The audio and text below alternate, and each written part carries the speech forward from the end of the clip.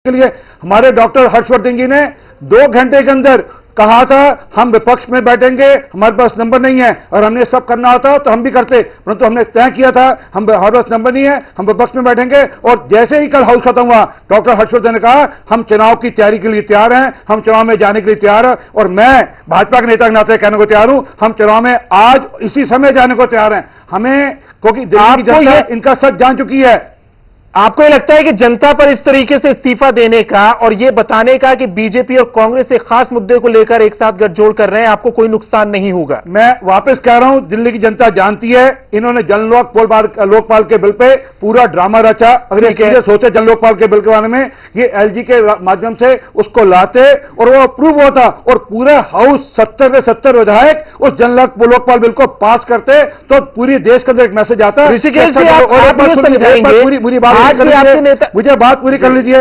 और ये ध्यान रखिए जी, सबसे पहला जन लोकपाल बिल हिंदुस्तान में कहीं आया तो उत्तराखंड में भाजपा की सरकार खंडूरी साहब के नेतृत्व में आया। दिल्ली के अंदर जो आज लोकायुक्त है, डॉक्टर हर्षवर्धन लेकर आए थे, तब किसी और सरकार नहीं आया था, तब डॉक्टर हर्षवर्धन ने दिल्ली के अंदर लोकायुक्त लेकर आए थे। वो आप ये देखिए कि अब ये नब्ज टटोली जा रही है ना सिर्फ दिल्ली की बल्कि देश भर की कि इस फैसले के बाद, क्योंकि आम आदमी पार्टी का विजन भी 2014 में दिल्ली के बाहर का है। आपको ये मानना पड़ेगा ये फैसला जो लिया गया है वो लोकसभा चुनाव के मद्देनजर है, जैसा कि आप मान रहे हैं और कांग्रेस मान रही है।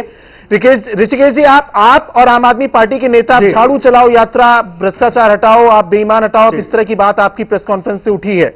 मेरा सवाल यह है कि आप कैसे समझाएंगे जनता को कि आपने जो फैसला लिया वो संवैधानिक था, आप जिसके खिलाफ गए वो असंवैधानिक था। आप कैसे समझाएंगे कि आप सरकार चलाना चाहते थे लेकिन बीजेपी और कांग्रेस रोड़ा बने? असलियत तो यह भी है, सवाल यह उठाया जा रहा है कि आप बहुत से मुद्दे पूरे कर ही नहीं पाए, आप सरकार छोड़ के भागे।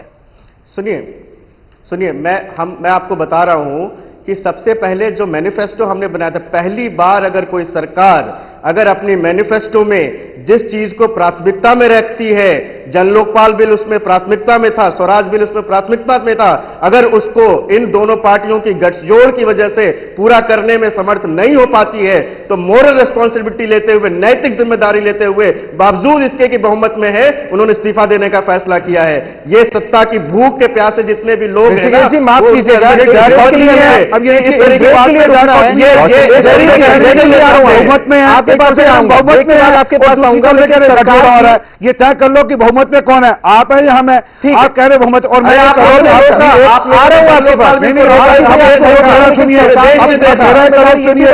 खुलेआम लगा रहा हूं आपके चैनल के माध्यम से, केजरीवाल साहब का और आप पार्टी में आरोप लगा रहा हूं। करने उसे पूरा करने में आप सक्षम हो, एक मुद्दे को लेकर इस तरीके से ना अड़ जाए कि आप सरकार गिरा दें। कुछ नैतिक जिम्मेदारियां जो आप गिना रहे हैं उससे इतर भी तो बनती हैं, वहां भी तो चूक हुई है आपसे। एक छोटे से ब्रेक के लिए रुक रहे हैं, बहुत जल्द लौट रहे हैं।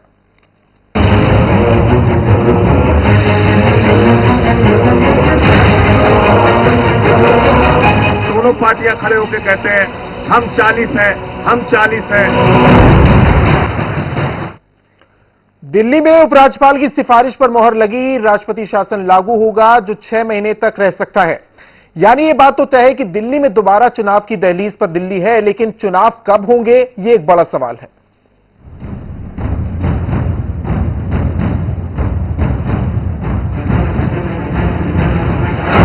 दिल्ली में दोबारा होंगे चुनाव। हालात, हवा और समीकरण तीनों का इशारा है कि दिल्ली दोबारा चुनाव की ओर है। सवाल यह उठता है कि दिल्ली में अगले चुनाव कब होंगे। सिक्के का एक पहलू तो यह कहता है कि लोकसभा चुनाव के साथ ही दिल्ली में विधानसभा चुनाव भी कराए जाएं।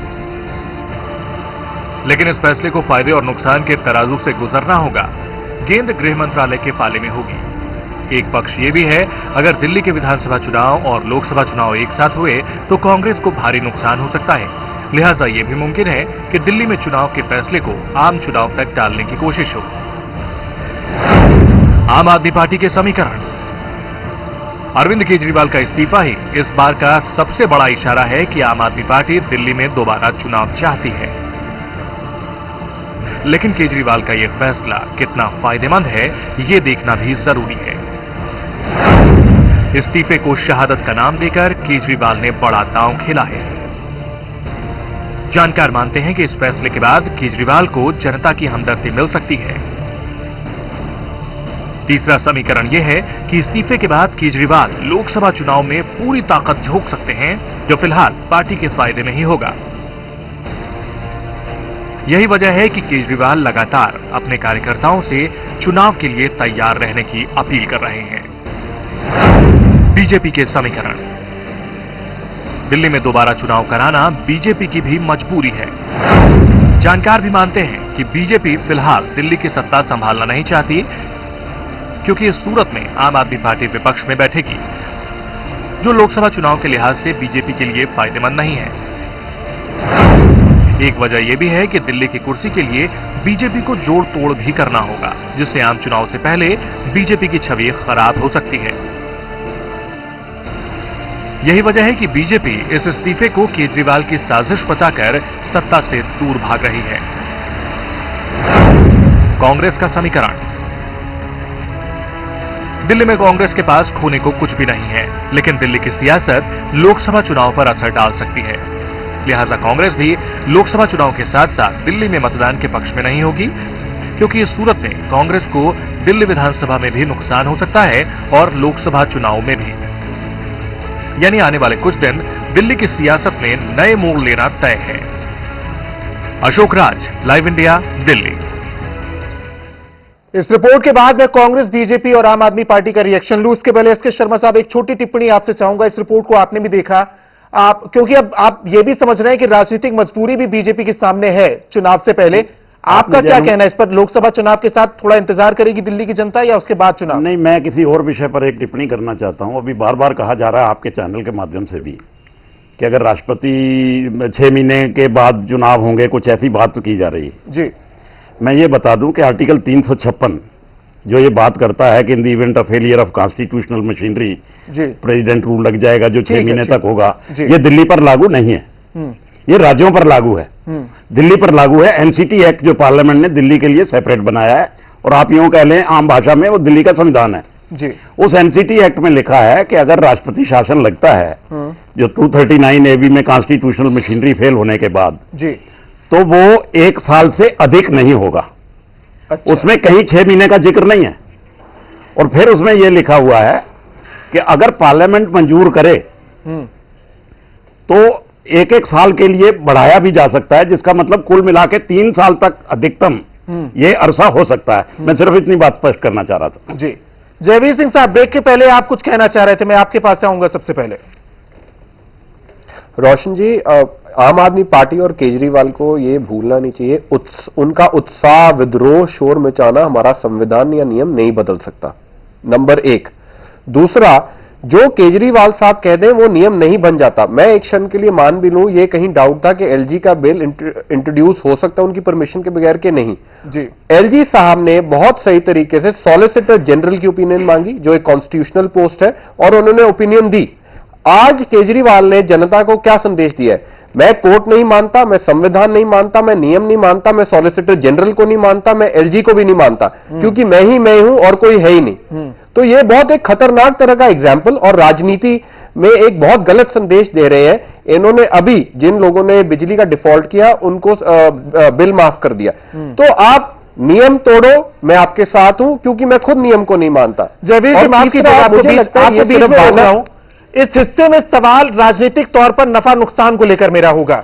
आपसे सवाल यह है कि क्या कांग्रेस पार्टी में इस बात की बेचैनी है, क्योंकि इस तरीके से वोट बैंक झकझोरते हैं आम आदमी पार्टी के नेता, और एक संदेश जाता है कि वो व्यवस्था के खिलाफ इसलिए खड़े हो रहे हैं क्योंकि उसमें बदलाव करना चाहते हैं। क्या कांग्रेस में बेचैनी है कि इस कदम के बाद उनका वोट बैंक बढ़ेगा, जो एक इशारा मिल भी रहा है? देखिए रोशन जी, अगर तो बेचैनी होती तो पहली बार हम आम आदमी पार्टी को लिमिटेड पॉइंट से समर्थन ना देते। एक दूसरा, कल हमने ऑन रिकॉर्ड पे कहा है आप जन लोकपाल कॉन्स्टिट्यूशनल तरीके से लाइए, हम सपोर्ट करते हैं। अगर कोई बेचैनी होती तो हम ये बात कहते नहीं। तीसरा, ये बार बार हॉर्स ट्रेडिंग की बात कर रहे हैं, मैं इनको याद दिला दूं, हिंदुस्तान में एंटी डिफेक्शन लॉज है, बहुत स्ट्रांग है। ऐसी स्थितियों को डील करने के लिए वो लॉ बने हैं, एंटी डिफेक्शन लॉज। तो हर चीज दुनिया में गलत हो रही है, उसका कोई नियम नहीं है, इस बात को मान के चले तो कोई इस बात का कोई समाधान है ही नहीं।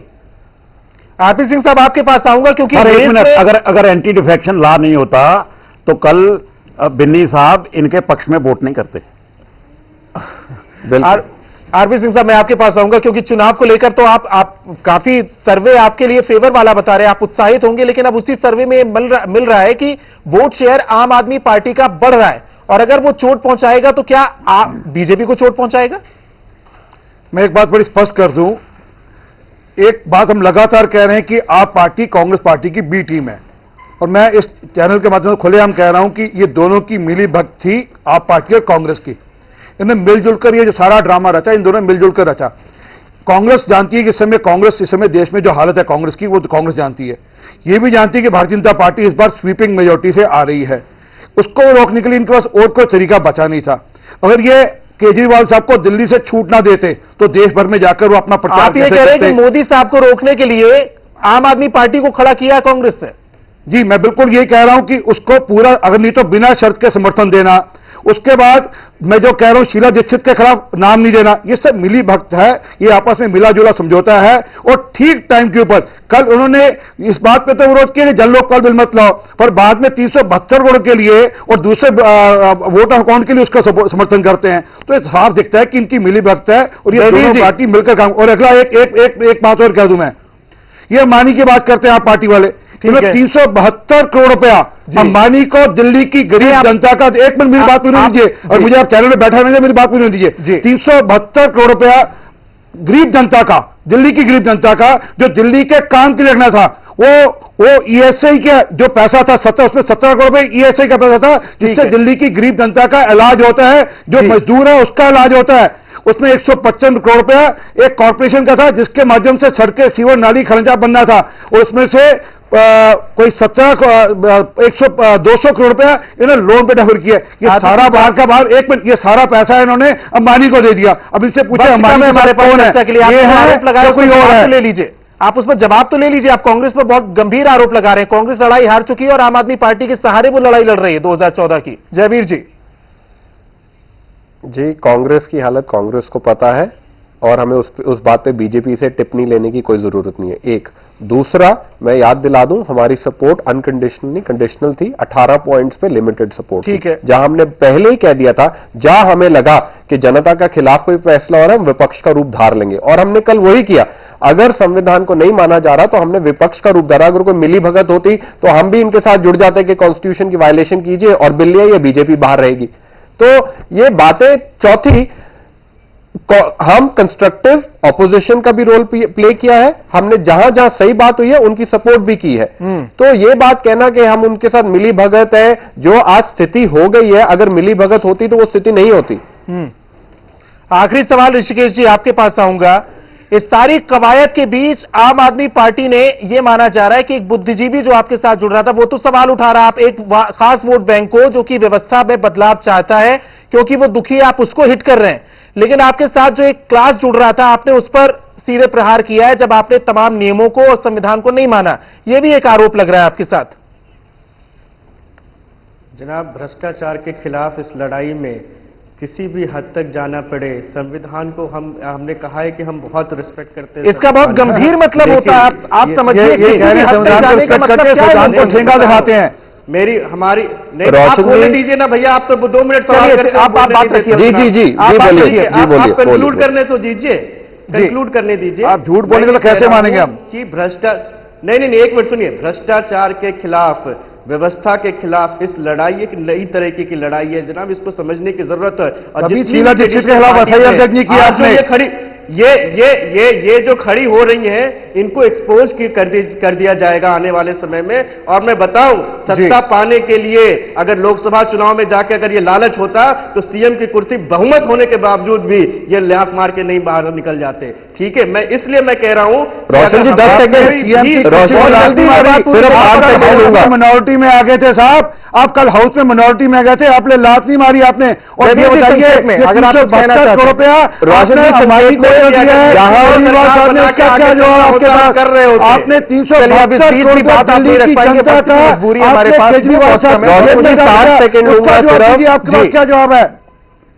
आगे जहां ये आम आदमी पार्टी और केजरीवाल आम आदमी का मसीहा बनना चाहते हैं, वहीं एक क्षण में इन्होंने रिजाइन कर दिया और अपील कर दी दोबारा इलेक्शन कराइए, जहां आम आदमी के हजारों करोड़ रुपया दोबारा इलेक्शन पे लग जाएगा। चलिए अब देखना होगा कि कौन ज्यादा बेहतर सोचता है आम जनता के लिए और जनता किसके लिए बेहतर सोचती है इन पार्टियों में, यह भी तय हो जाएगा चुनाव के नतीजों के बाद, क्योंकि फिलहाल गठजोड़ के लिए या किसी तरह की संभावना को इंकार कर रही है बीजेपी। बहुत बहुत शुक्रिया एसके शर्मा जी आपका, जयवीर शेरगिल साहब आपका, आरपी सिंह साहब आपका और ऋषिकेश कुमार आपका हमारे साथ इस चर्चा में जुड़ने के लिए बहुत बहुत शुक्रिया। और इसी के साथ इस खास पेशकश में इतना ही।